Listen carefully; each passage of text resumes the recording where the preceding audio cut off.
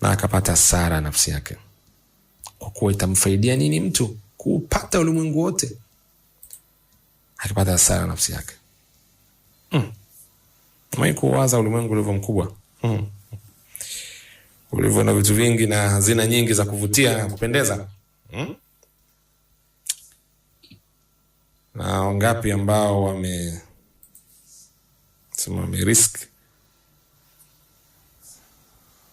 ameacha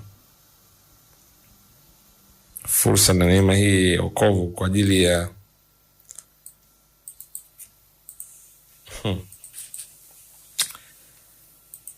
anasa za dunia.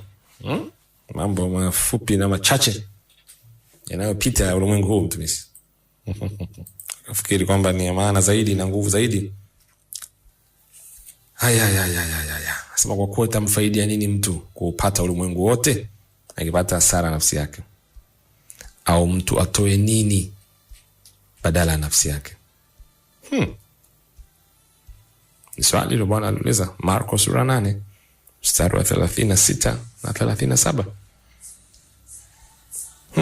Ndio swali leo. Hebu jiulize, unafikiri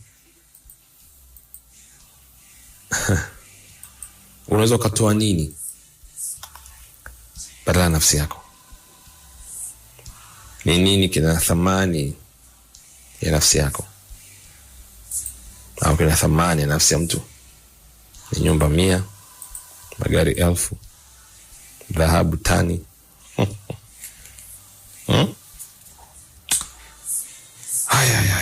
Bwana anasema kwa kuwa itamfaidia nini mtu kupata ulimwengu wote akipata hasara nafsi yake?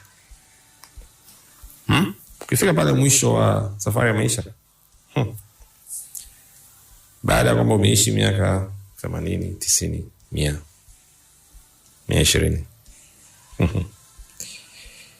120, utalinganisha nini yale yote uliyopitia katika maisha kama utakuwa umepata hasara nafsi yako? Itasaidia nini tumishi? Sababu kiwalisi kuna maisha baada haya. Na maisha hayo ndio ya muda mrefu zaidi. Kuna watu waliishi miaka 970 kwenye Biblia.